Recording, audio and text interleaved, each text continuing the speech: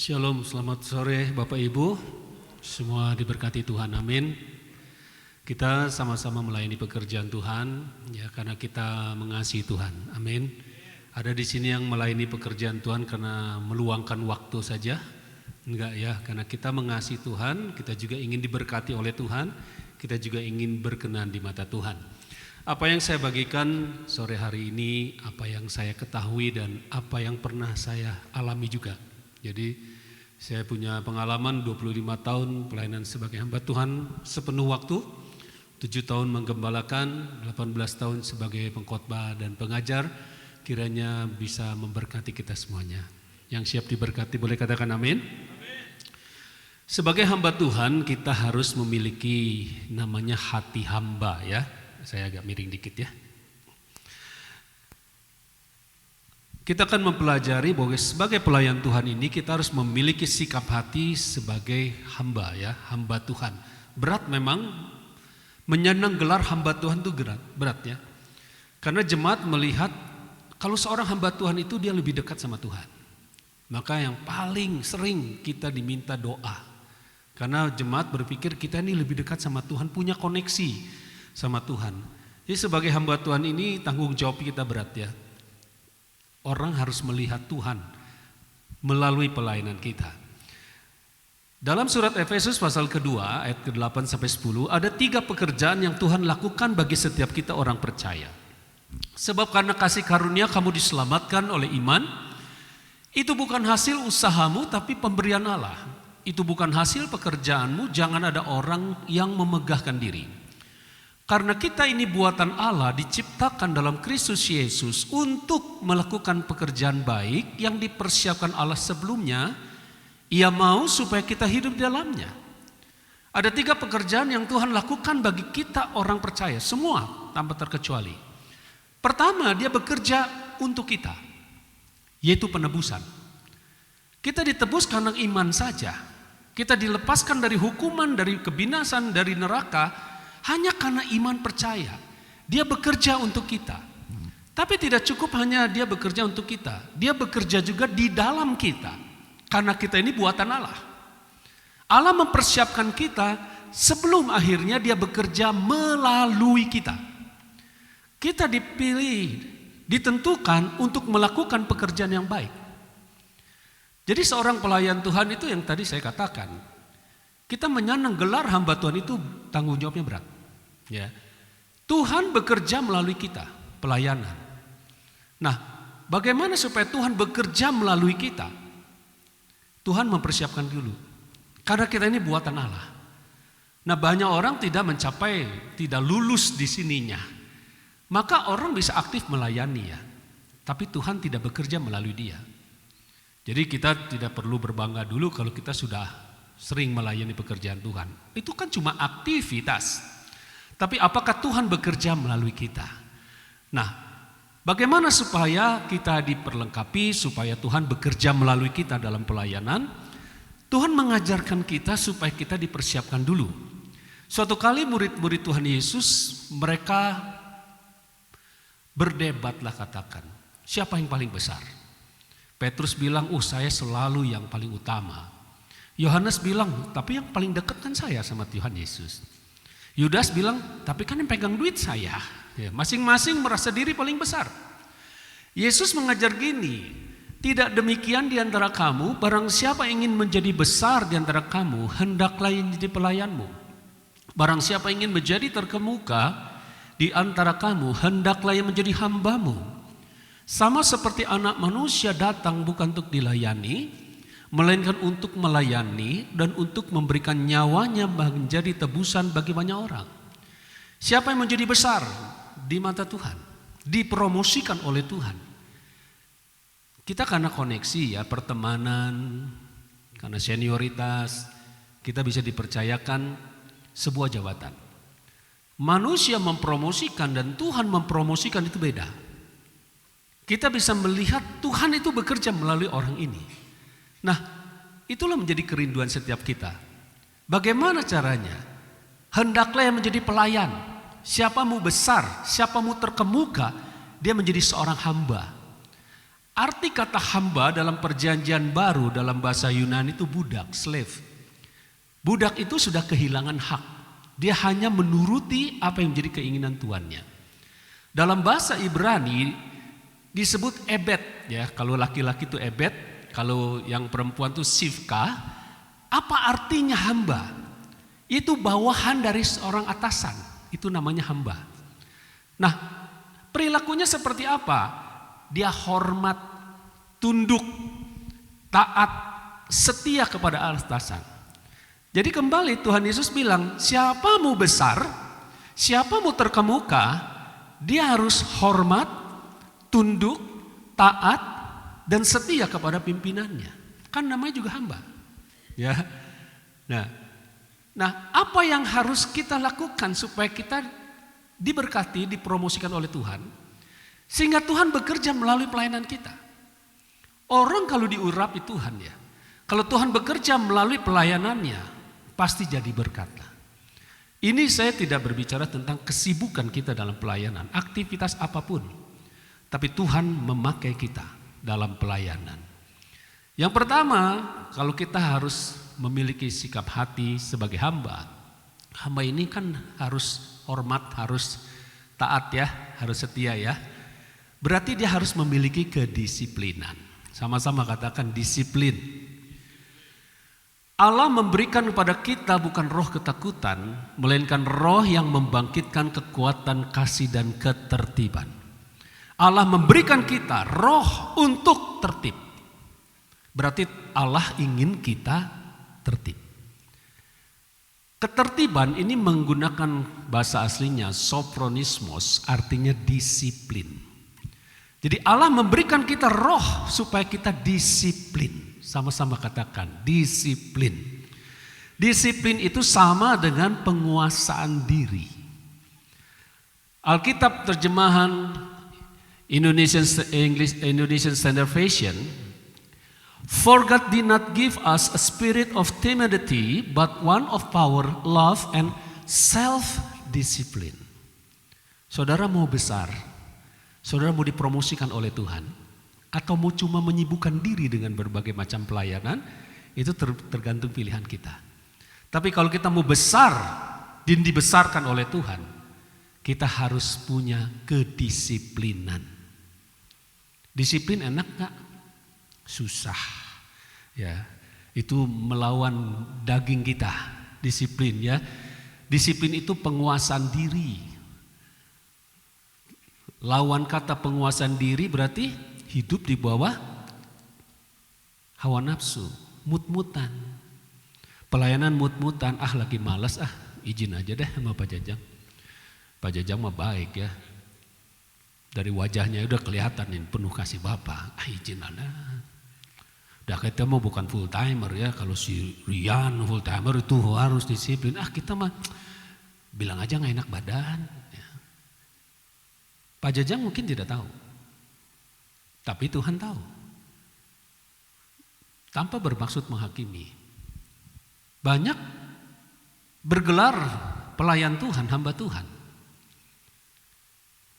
Tuhan tidak bekerja melalui pelayanannya. Kenapa? Banyak kita berpikir kalau kita sering berdoa Tuhan pasti pakai kita. Saya katakan belum tentu. Belum tentu. Tuhan lihat seluruh kehidupan kita. Maka Amsal mengajarkan kita, pergi kepada semut, perhatikan laku dan jadi bijak. Biarpun tidak ada pemimpinnya, pengaturnya atau penguasanya, ia menyediakan roti di musim panas, mengumpulkan makanannya pada waktu panen. Semut ini nggak ada waktu istirahat ya. Saya perhatikan mau tengah malam juga baris gitu ya, mungkin karena warnanya sama, saya nggak bisa membedakan. Semut ini rajin, disiplin. Ya, coba katakan sebelah kanan saudara, kamu harus belajar dari semut.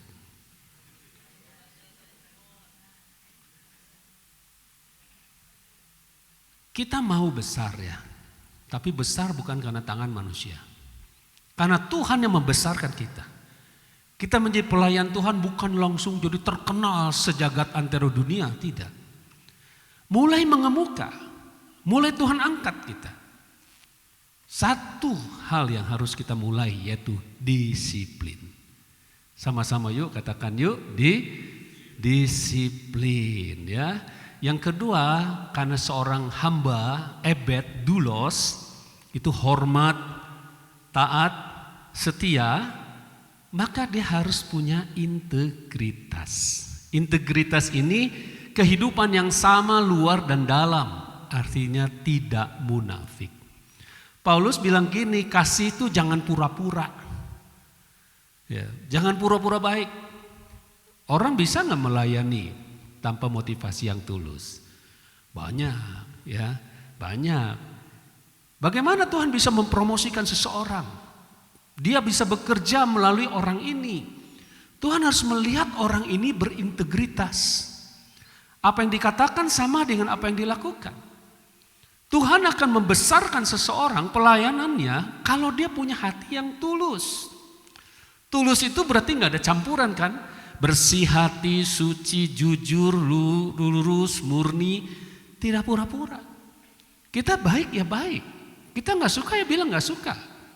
Nggak perlu kita pura-pura. Satu pasal di Matius 23, Tuhan mengecam ahli Taurat orang Farisi. Ikutilah apa yang mereka ajarkan, tapi jangan ikuti apa yang mereka lakukan. Karena mereka cuma mengajarkan, tapi mereka tidak melakukan. Istilah orang Jawa ini jarkoni, bisa ngajar, orang bisa ngelakoni. Maka Tuhan berkata bukan berbahagialah, tapi celakalah. Tuhan paling benci sama orang yang munafik. Yang luarnya baik, dalamnya tidak. Kita kesannya taat, tapi dalamnya sebenarnya tidak. Kita hormat kepada pemimpin, sebenarnya dalamnya tidak. Ya. Manusia mungkin tidak tahu, tapi Tuhan tahu. Satu kali, ini munafik ini bahasa aslinya opokretes, artinya pemain sandiwara. Jadi kita bisa melayani pekerjaan Tuhan di mata jemaat ya. Kita ini kan lebih dekat sama Tuhan. Kita ini pasti lebih kudus ya daripada jemaat yang kita layani. Tapi Tuhan tahu kan, orisinil kita ini seperti apa. Saudara mau dibesarkan oleh Tuhan, dipromosikan oleh Tuhan, Tuhan mengurapi kita dalam pelayanan kita, apapun bentuk pelayanannya. Kita harus punya integritas ya. Tuhan paling sebel lihat orang munafik. Kita aja ketemu orang munafik yang munabok, benar gak?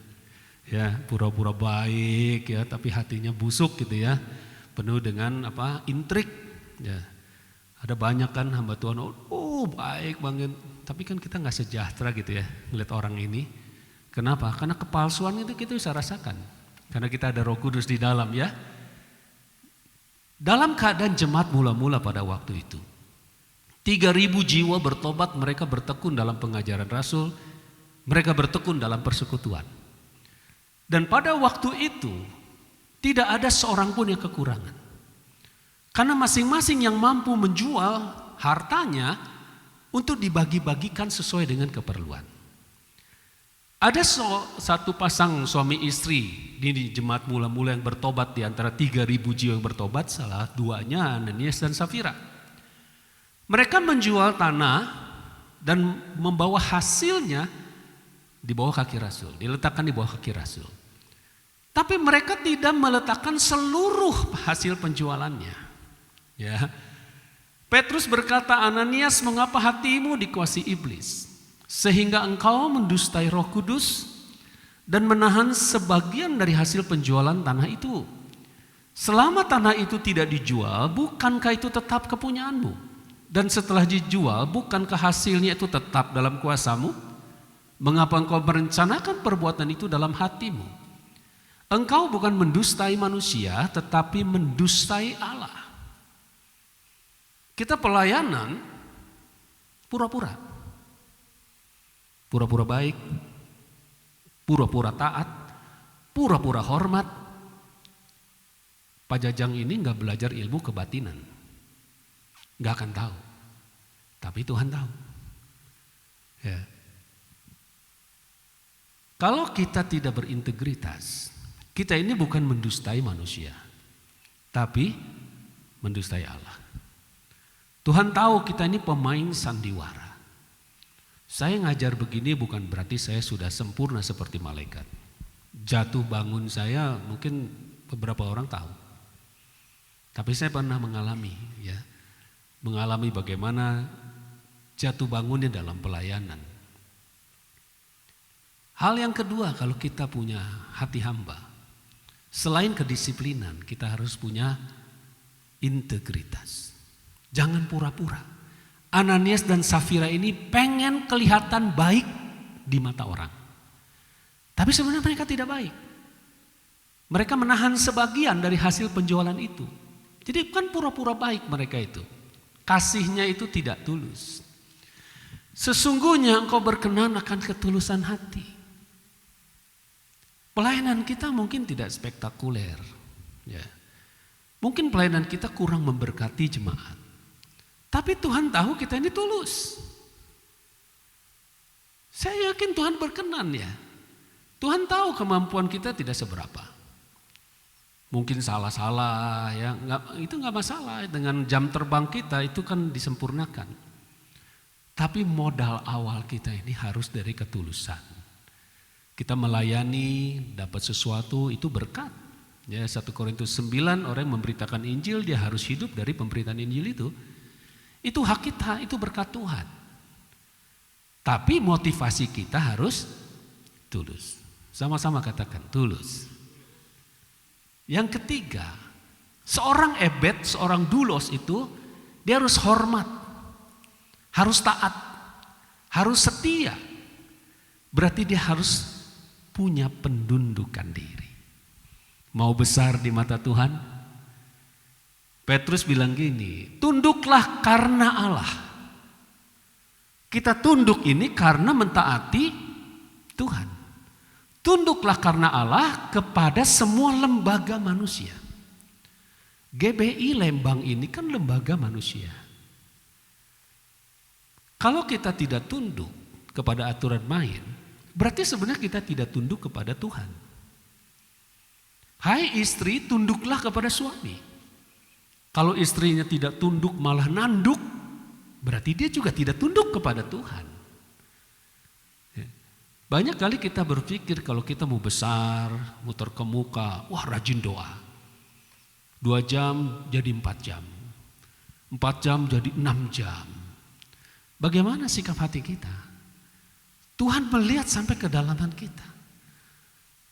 Baik kepada raja sebagai pemegang kekuasaan yang tertinggi, maupun kepada wali yang diutus untuk menghukum orang yang berbuat jahat dan menghormati orang yang berbuat baik. Seringkali kita ini tidak tunduk. Tanpa sadar kalau kita tidak tunduk, kita ini jadi memberontak. Mungkin perkataan kita tidak sinis, tapi banyak alasannya. Ayo, kamu lakukan ini. Aduh Pak, yang lain aja Pak, jangan saya. Ketika hati saya berbalik sama Tuhan, saya menyerahkan hidup sama Tuhan, meninggalkan usaha pekerjaan saya. Jadi seorang hamba Tuhan. Hati saya berbalik tapi tabiat belum, gaya hidup belum. Mulai Tuhan proses.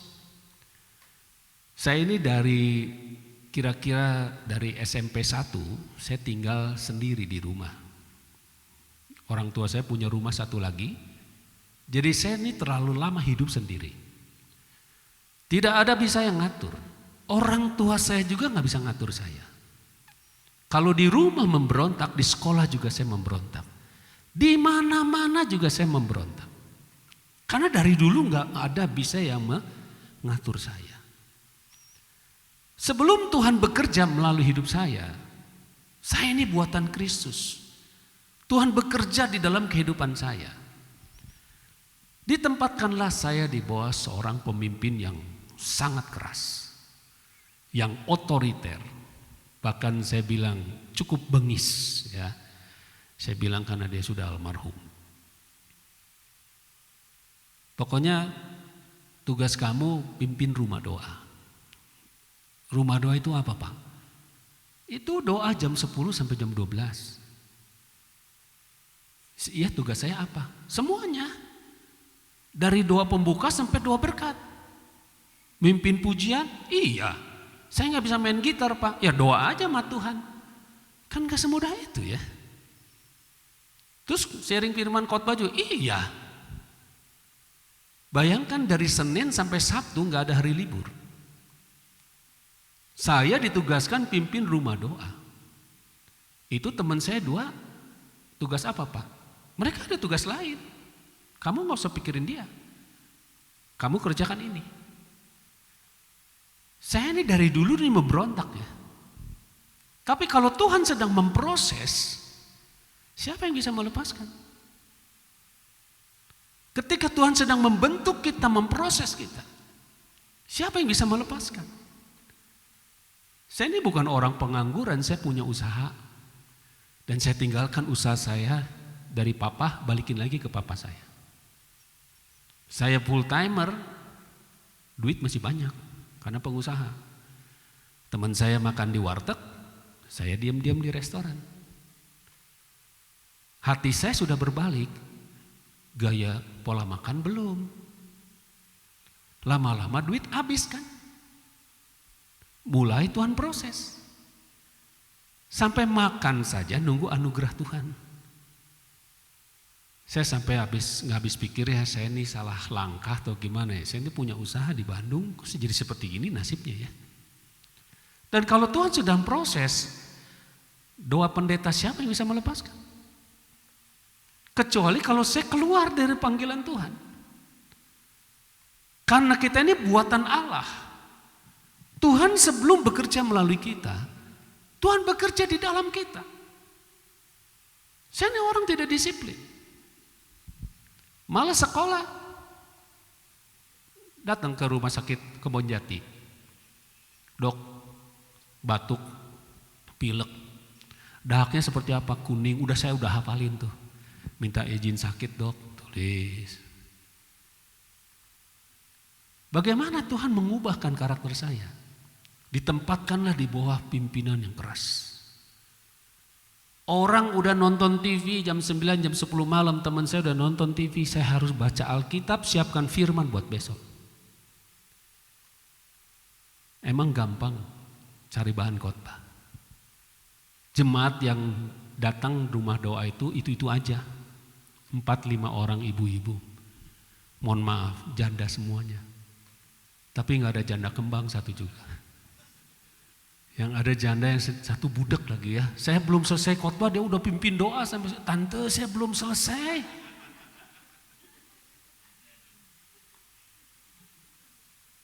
Itu saya tuh amarah banget ya sama pemimpin saya. Kecewa sekali.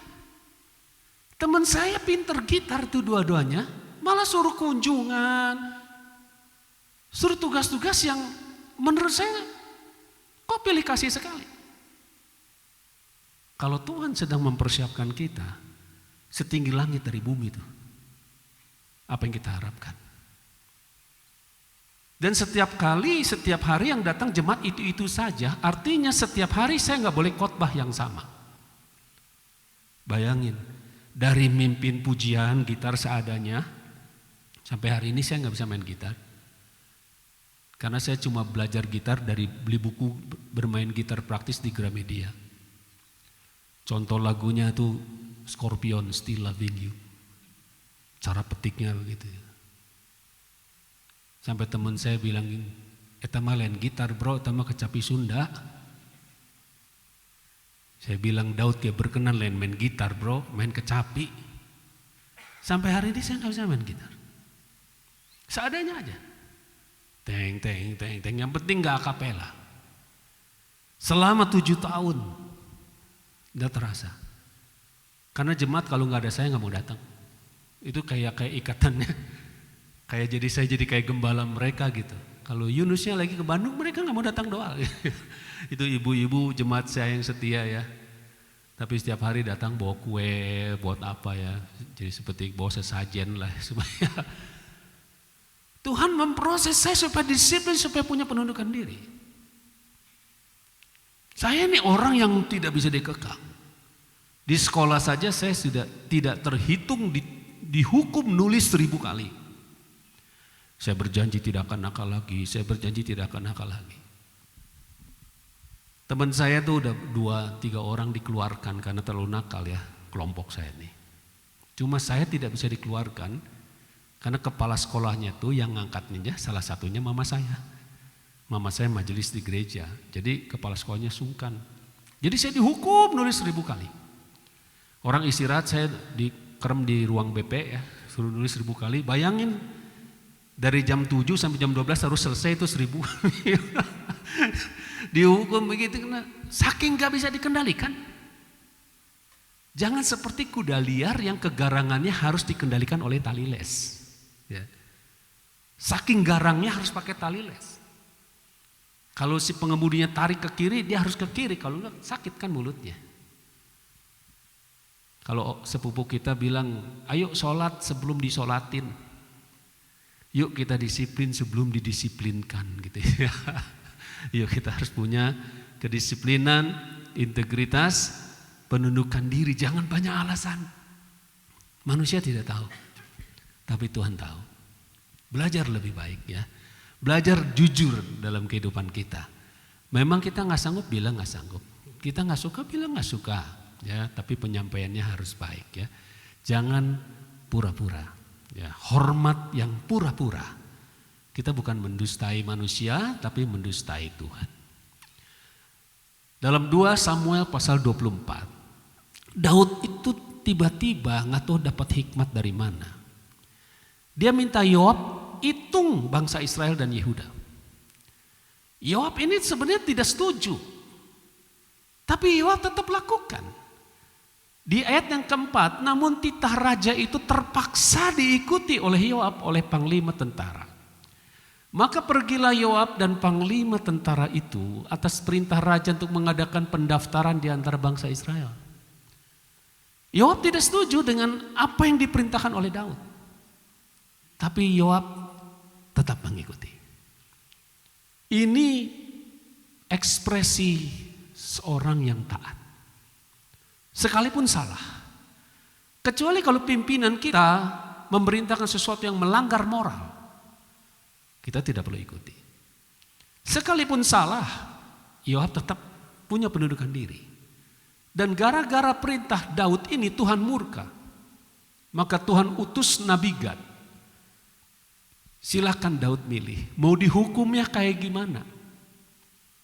Saya sempat berpikir gini ya, orang yang berkenan di mata Tuhan, sesalah-salahnya Tuhan masih kasih tawaran. Mau 3 tahun kelaparan? Mau 3 bulan kamu lari dari musuhmu? Atau ada penyakit sampar 3 hari? Mau milih mana? Daud bilang, biarlah aku jatuh ke tangan Allah yang Maha Pemurah. Jadi Tuhan kasih hukuman gara-gara Daud ini.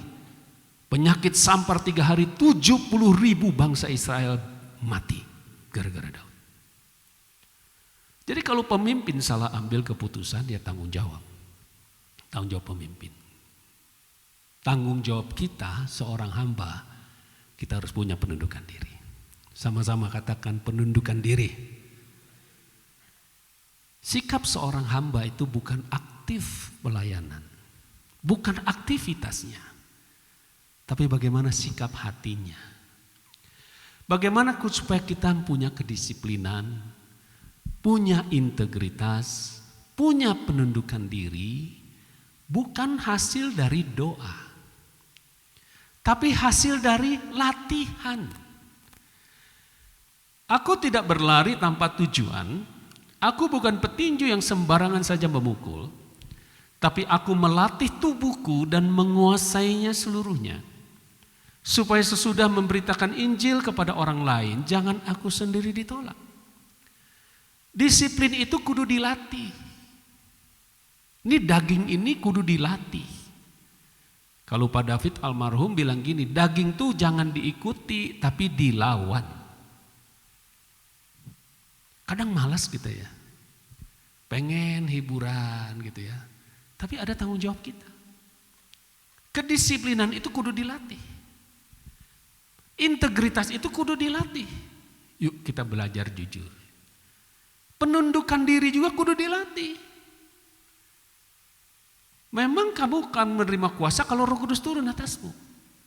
Roh Kudus memberikan kita dunamis, power, kuasa untuk hidup kudus. Tapi kan kita punya kehendak bebas. Daud tidak berkenan sebagaimana di mata Tuhan. Aku mendapat Daud bin Isai seorang yang berkenan di hatiku. Dari berjuta-juta bangsa Israel, Tuhan cuma berkenan pada seorang anak muda yang namanya Daud. Kok Daud bisa berzina, bisa bersandiwara, bisa membunuh orang? Itu Roh Kudusnya kemana pada waktu itu? Roh Kudus itu cuma memimpin, dia tidak pernah memaksa orang. Kedisiplinan, integritas, penundukan diri itu kudu dilatih. Kita melatih diri untuk disiplin. Saya diciptakanlah situasi kondisi yang memaksa saya untuk disiplin. Karena besok jemaat udah datang, saya harus ada firman yang disampaikan.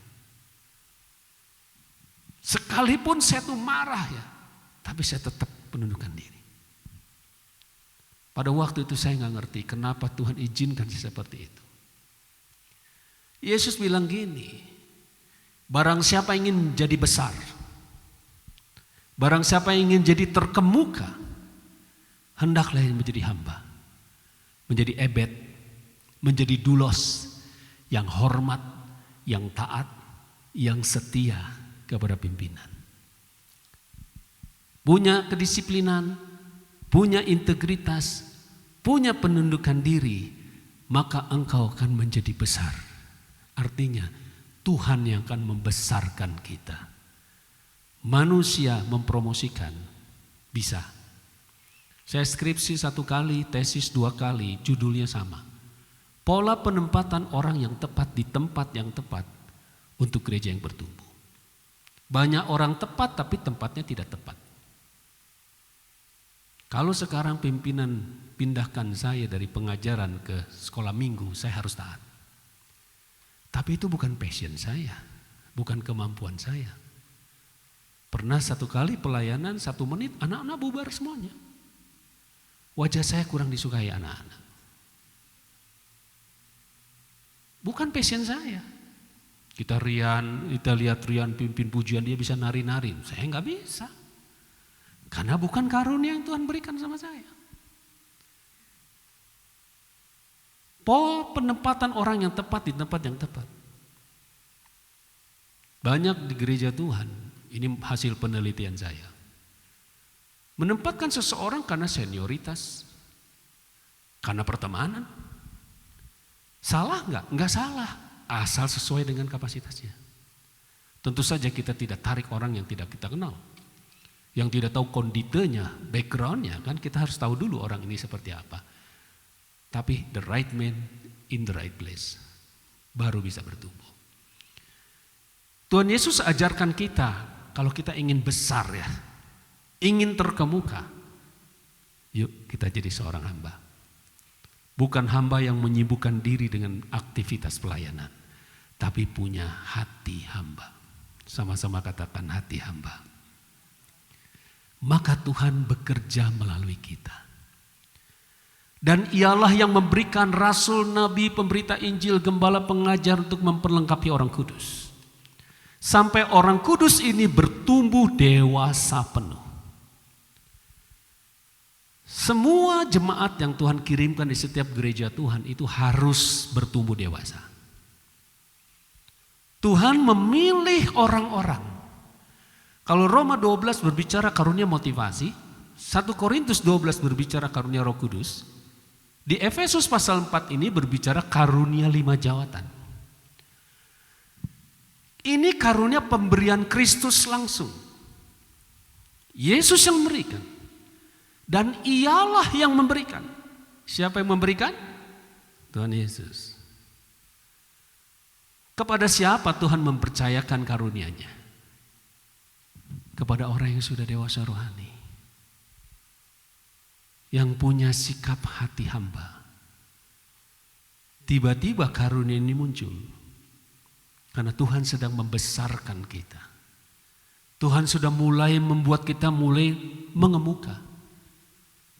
Tuhan bekerja melalui orang ini dengan cara bagaimana? Ada karunia yang menyertai.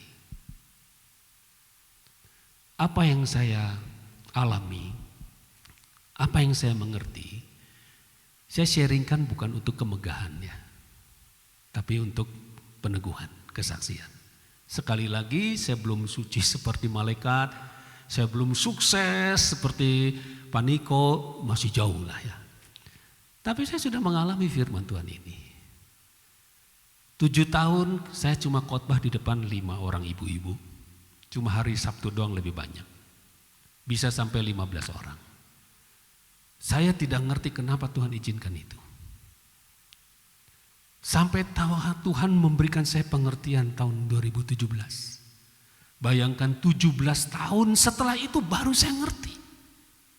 Ternyata Tuhan sedang mempersiapkan saya jadi seorang pengajar.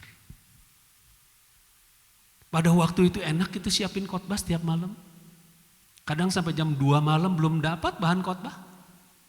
Dan saya terpaksa tidak tidur. Kenapa? Besok jemaat datang. Dan saya harus tanggung jawab 9:30 harus saya siapkan karpetnya. Saya harus sudah pilih lagu, firman udah siap. Teman saya udah tidur, udah ngorok, kita tidur di gereja. Seperti kayak Samuel. Fred Dixon pernah ke sana ya. Nggak punya kamar, kita lesehan ini. Jadi kalau malam keluarin kasur dari gudang, jam 6 pagi masukin lagi kasur sama spray-spraynya. Padahal saya punya ranjang cukup bagus di Bandung ya. Tapi kalau Tuhan sedang proses ya, karena kita ini buatan Allah. Allah mempersiapkan kita. Aduh, penuh dengan air mata. Tapi puji Tuhan ya, mungkin karena banyaknya doa sama orang-orang saya itu bertahan. 17 tahun setelah itu baru saya ngerti. Ternyata Tuhan mempersiapkan saya seorang pengajar. Maka ketika Tuhan melihat saya siap, bukan untuk memegahkan diri. Saya itu lebih kuat karunia rasul dan pengajar di sini. 7 tahun jadi gembala, saya tidak punya karunia gembala. Jemaat sakit, kadang kunjungi alfa doang. Nanti sembuh sendiri udah gak dikunjungin lagi. Kadang ada jemaat sakit juga gak sempat dikunjungi, udah sembuh dulu sebelum dikunjungi.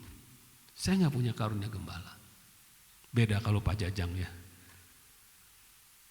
Saya karunianya rasul pengajar. Maka khotbah saya selalu berbicara tentang fondasi kekristenan seperti apa. Mungkin kalau saudara perhatikan khotbah-khotbah saya selama di GBI Lembang, kayaknya gak pernah ada yang enak-enak ya. Karena itu karunia yang Tuhan percayakan sama saya. Sebelum Tuhan bekerja melalui kita, Tuhan bekerja di dalam kita. Proses kita. Semua kedagingan-kedagingan itu dirontokin.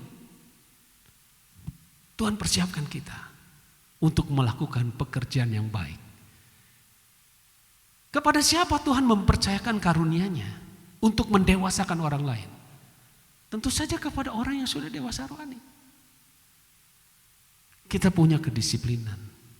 Bukan cuma aktivitas pelayanan. Tapi Tuhan lihat sampai kedalaman hati. Bukan hanya jadi hamba Tuhan tapi punya hati hamba. Disiplin. Yuk, katakan sebelah kanan saudara. Kamu harus belajar sama semut.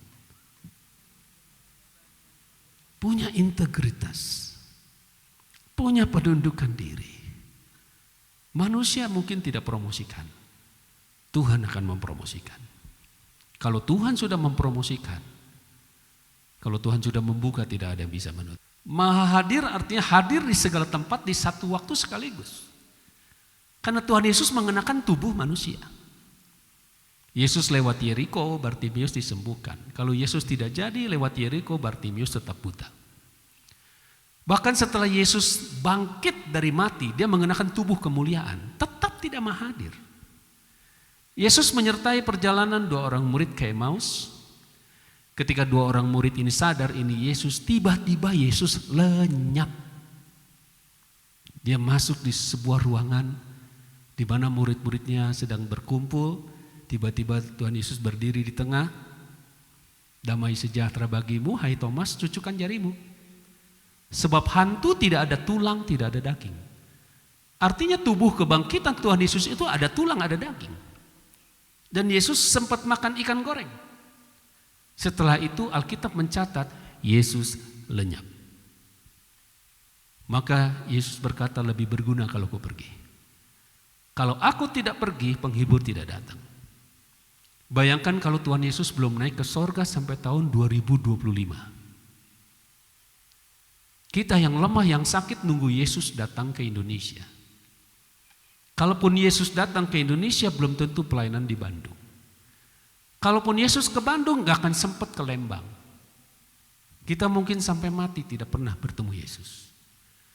Maka Yesus berkata, lebih berguna kalau aku cepat pergi. Tapi Tuhan ingin pelayanannya tetap dilanjutkan. Menjadikan semua bangsa murid mengajarkan perintah-perintah Tuhan. Sekarang pelayanan Tuhan Yesus tetap dilanjutkan melalui Roh Kudus yang berdiam di dalam diri murid-muridnya. Setiap kita sebenarnya sedang dipersiapkan Tuhan untuk melakukan pekerjaan yang baik. Sebelum Tuhan percayakan karunia ini, Tuhan bentuk hidup kita dulu. Kita punya kedisiplinan tidak? Punya integritas tidak? Punya penundukan diri tidak? Kalau sama lembaga manusia saja kita tidak tunduk, berarti kita tidak tunduk juga kepada Tuhan. Tuhan tidak akan bekerja melalui orang yang selalu banyak alasan. Yang selalu nanduk bukan nunduk. Ya. Dan ialah yang memberikan.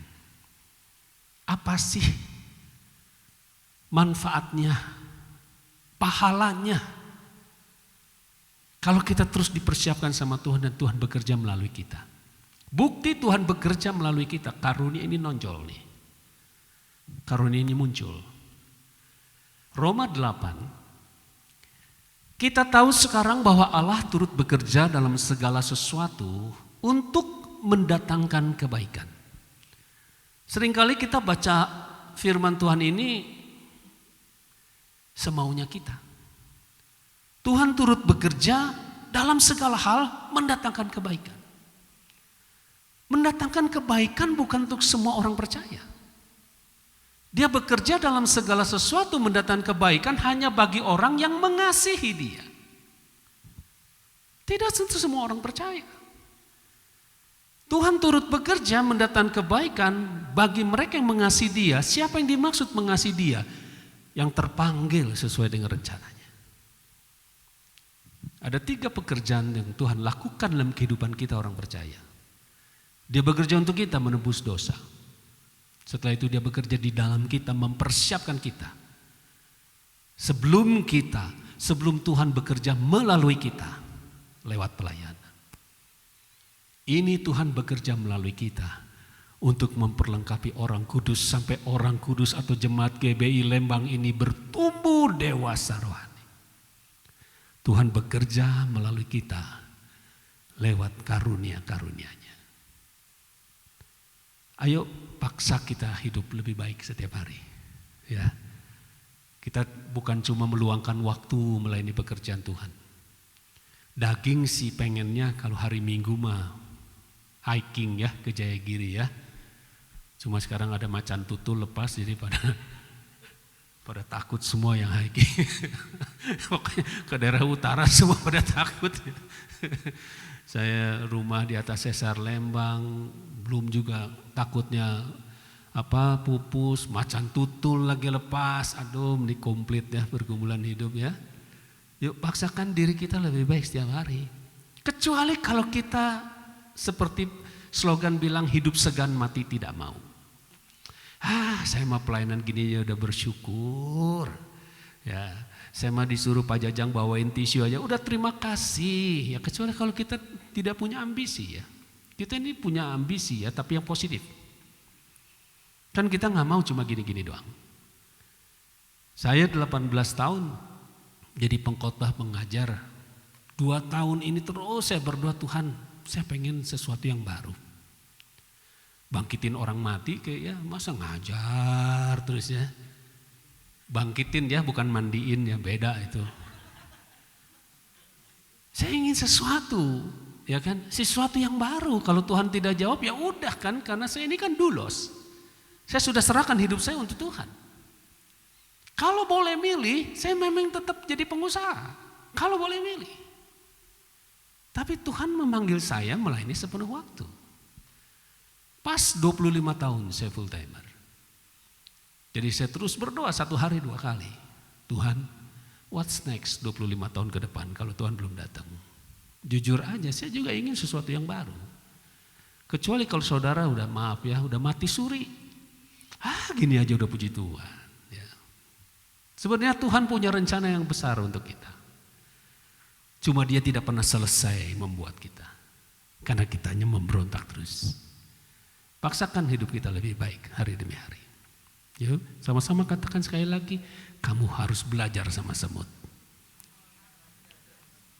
Harus disiplin, ya. Punya integritas, ya. Punya penundukan diri buat siapa sih? Ujung-ujungnya buat kita. Yesus katakan, siapa mau jadi besar? Siapa mau terkemuka? Hendaklah yang jadi hamba. Hendaklah jadi dulos. Hendaklah jadi ebed, yang wanita hendaklah jadi sifkah. Itu hamba di bawah seorang atasan. Bagaimana perilakunya? Hormat, taat, setia kepada atasan. Manusia tidak menghargai. Mungkin Pak Jajang cuma nyalamin doang. Bro, terima kasih ya buat pelayanannya. Tuhan hitung semuanya. Saya 7 tahun khotbah, tidak ada persembahan kasih 1 rupiah pun. Tapi Tuhan gantikan semuanya. Tanpa bermaksud memegahkan diri. Lebih dari 100 gereja saya pernah layani. Salah satunya GBI Lembang. Bukan 100 kali ya, 100 gereja. Istri saya saja ikut sudah sampai 30 gereja lebih. Sampai istri saya bisa membedakan. Ini gereja begini, ini gereja begini. Banyak pindah-pindah pelayanan, jadi kita bisa lihat ya. Ini gereja ini bagus, ini gereja tidak bagus. Ya, dalam segala halnya. Sekali lagi bukan untuk menyombongkan diri ya. Untuk meneguhkan. Tuhan tidak pernah berhutang. Kedisiplinan kita, integritas kita, penundukan diri kita. Suatu kali Tuhan bekerja mendatangkan kebaikan. Tuhan tidak bekerja sendiri. Dia turut bekerja kalau kita juga bekerja. Sesuai dengan rencananya. Kiranya apa yang disampaikan malam hari ini memberkati kita semuanya. Amin.